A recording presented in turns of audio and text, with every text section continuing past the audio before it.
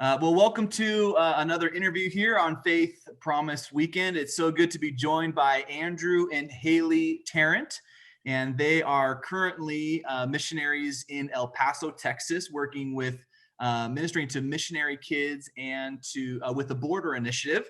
And then they've got some big plans for the future that we'll get into in just a second. And before we start talking about the things you've been involved in your journey up until this point, Hayley, you actually have some roots from Nampa First. So tell us a little bit about your past connections with the church here in Nampa.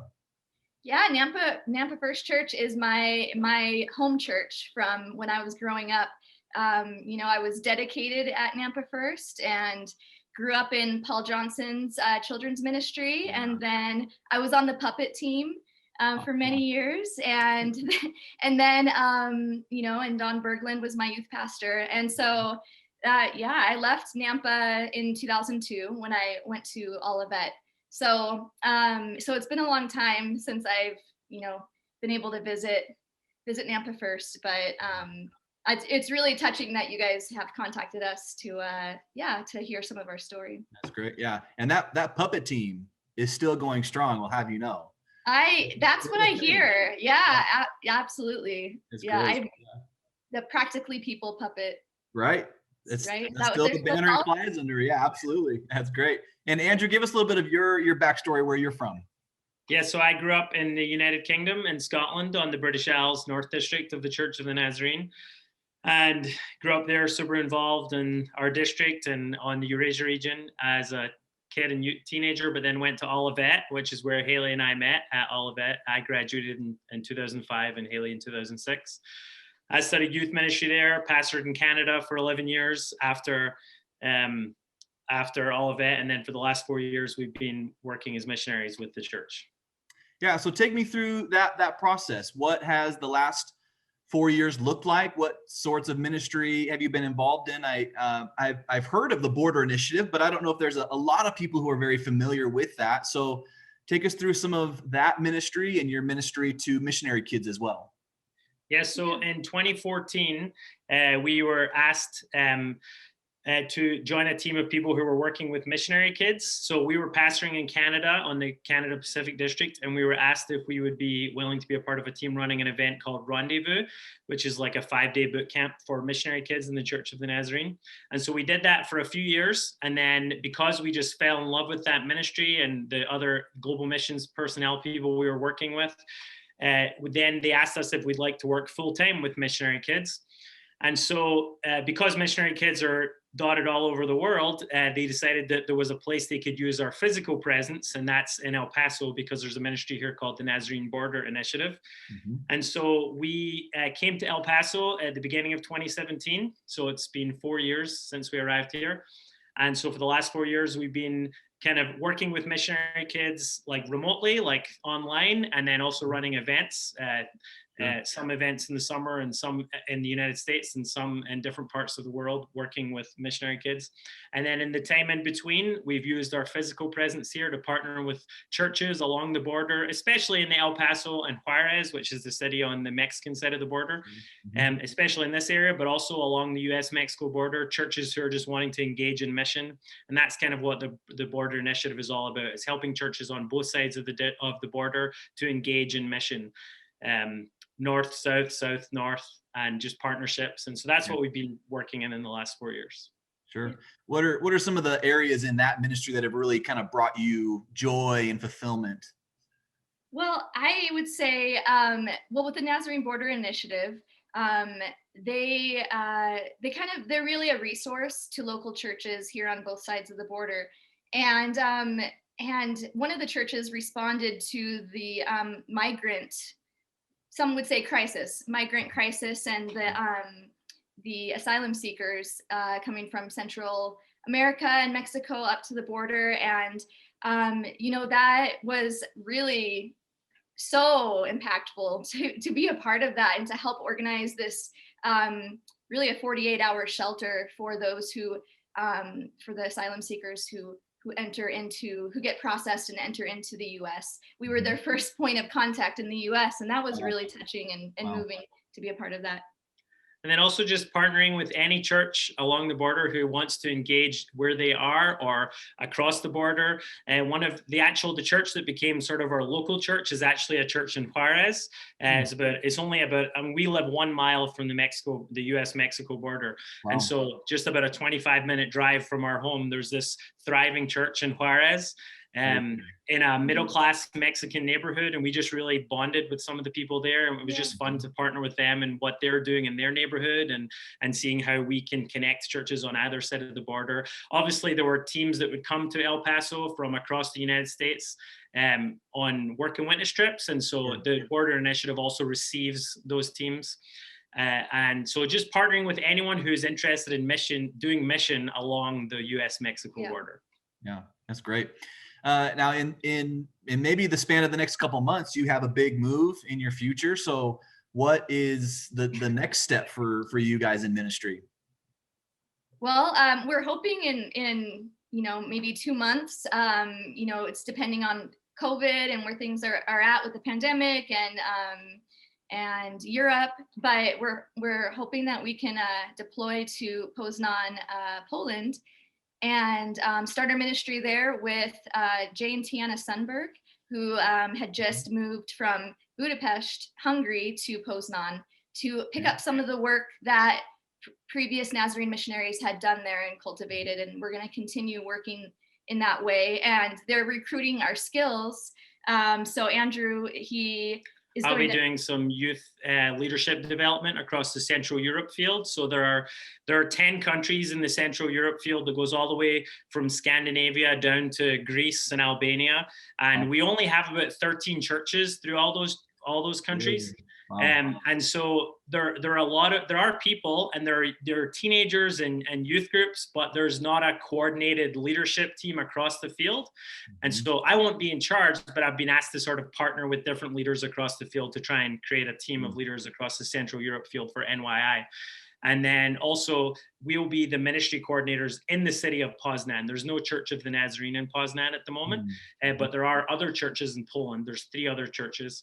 And so, but there's a lot of people in Poznan who have connections to the Church of the Nazarene. We've had previous volunteers and missionaries there. There's actually a coffee shop that the Church of the Nazarene owns that still operates there. And so using some of those connections and opportunities, we're hoping to see what God does and be involved in it. And that will probably look like church in some sort of way in the coming years in Poznan, but we're still to figure all of that out. But that's why we're going specifically to Poznan. And then they're also going to use some of Hayley's skills. I studied graphic design at Olivet. And so I'm a graphic designer and a website designer. And so they've recruited my help with some of the NYI, the youth communications. So working on a website, hopefully, and getting some of the communications material designed. So, yeah, that's awesome. Well, Hayley, we're kindred spirits. I'm the communication pastor in Nampa First, but it's a new position for us. So awesome. we were having a lot of those same kind of conversations these last couple of years. Cool. Yeah. It's really great to be able to bring those type of skills into the mission field, and that'll be very impactful. It's exciting stuff. So, with this move, you have 3 kids. That's right? Yep. 3. Go ahead. Yeah. Yeah, we have Samuel, who's 8, Reese, who's 4, so 2 boys, and then we have a daughter, Emily, who's 1.5. Yeah. So that's a big transition for a family, especially with the young kiddos. So what is something about this mission work now looking so different than it does now, moving to Poland across the world? What are maybe some things that, or one thing that maybe you are a little bit nervous about, but then also things that you're looking forward to? Learning Polish is one of the things I'm nervous about. Sure. Yeah, I thought Spanish was hard to learn. And so I guess, Polish is especially hard. So that'll be a challenge, but no, you can. Yeah, and just obviously, and we've worked with missionary kids the last 4 years. And one of the difficult things missionary kids deal with is anytime you make a transcultural move, anytime you move from one culture to another, you really can wrestle with who you are, what your identity is, what is home, what is family, what is my identity. And we've sort of studied that a little bit, and we've worked with teenagers and college students who are experiencing that. But we've seen our kids experience that a little bit, in our life and cross-cultural ministry here, but we're going to see that even more as we move to Poland. I think our daughter, Emily, 1.5, she'll be fine. We're a little nervous. Our 8-year-old and 4-year-old, of course, they'll be in a school in Poland. It might be an international school, but still there'll be a lot of cross-cultural things. They'll be learning Polish. Reese, our 4-year-old, is very much a homebody, so this will be, I think, a huge move for him. Samuel is like very excited about it. He's ready to go. He's very extroverted, and with COVID, he's desperate to get out and about and reconnect with people.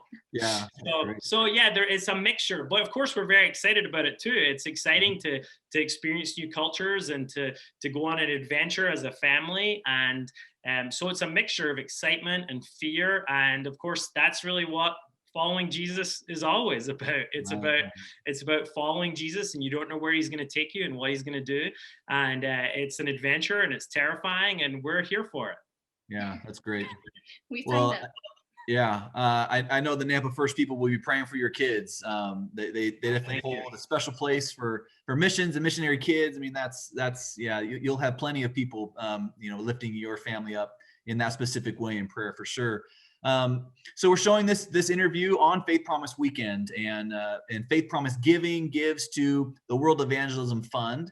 And how do you anticipate that fund, the World Evangelism Fund, supporting your ministry, whether it's your own livelihood and the ministry kind of that you'll be a part of? How is it going to support that?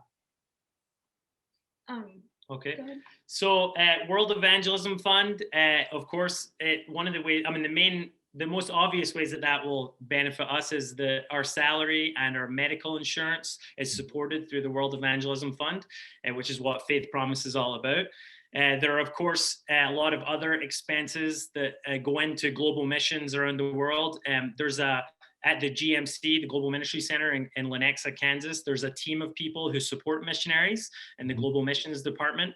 And so we have regular contact with them. They help us with all sorts of, they'll be helping us with visa stuff and with insurance things. And there are HR, human resources. So that is all supported through the World Evangelism Fund. But then also what we love about Faith Promise and the World Evangelism Fund is it's all about partnership. It's all about all of the churches of the Nazarene all around the world, all working together, that the mission of God might come about in places like Poznan and in El Paso and in Juarez and in the lives of missionary kids around the world. And so we've seen that in the last 4 years, and we're excited to see that continue in Poznan. When I felt a call to be a missionary as a teenager, and I thought as a teenager that, being a missionary was all about like going and doing the mission of God somewhere. And I'd focused mostly on that part. But I feel like the last 4 years, what I've really learned is it's as much that as it is partnering with churches. It's about engaging other people in the mission of God. It's not just about us engaging in the mission of God. It's about working together with the church in places like Nampa First and other places all around the world. And that's really what World Evangelism Fund is all about. And that's why we're so grateful for this opportunity to share with you guys. Yeah, absolutely. I think that's one of the things that impacted me the most as a teenager, doing work and witness trips and engaging in some of those partnerships, was the idea of being part of something so much larger than one local church or one body of believers. But we were part of this global story, and the partnerships that you can really dig into in the Church of the Nazarene is such an inspiring thing, and something that I know I really get excited about. Leave us with one thing that is really exciting for you guys, and we're going to end every interview with this question of something in your family or in your ministry that is exciting you the most. What do you think? Well, we're excited and a little bit anxious to get to Poznan. Obviously, Sure. We know everyone's year. This last year has been crazy for everyone, but we don't know when we're going. We're hoping end of March, beginning of April, but there's a lot of uncertainty at the moment. So I think the main thing we're currently excited about is just getting to Poznan, Poland. Yeah. But once we're there are a lot of young adults that have made connections with the Church of the Nazarene through previous volunteers and through the coffee shop that is there. And we've met some of them online, through social media and through some Zoom meetings, but we're looking forward to, like, once, the pandemic is a little bit in the past, to be able to engage with them, to build relationships. Our children will be probably in an international school, and so being able to work with other expats who live in Poznan and meeting families and engaging with them. So I think we're really just excited to get there and see what our life is going to look like there. We've been dreaming about it, and we're excited to see it become a reality. Yeah, definitely the building relationships is what we're most looking forward to, and working with the Sundbergs as well, because we've had a relationship with them for 20 years and maybe even more than 20 years. But and so to be able to finally work together, I think that's going to be really awesome, and I think we'll be a good team. So yeah. Well, awesome. Andrew and Hayley, thank you so much. First off, for your work as missionaries, we'll be praying for you and your family, like I said earlier. And thank you so much for taking a few minutes and talking with us. Thank you so much, Brian. Thank you, Nampa First. Yeah, thank you.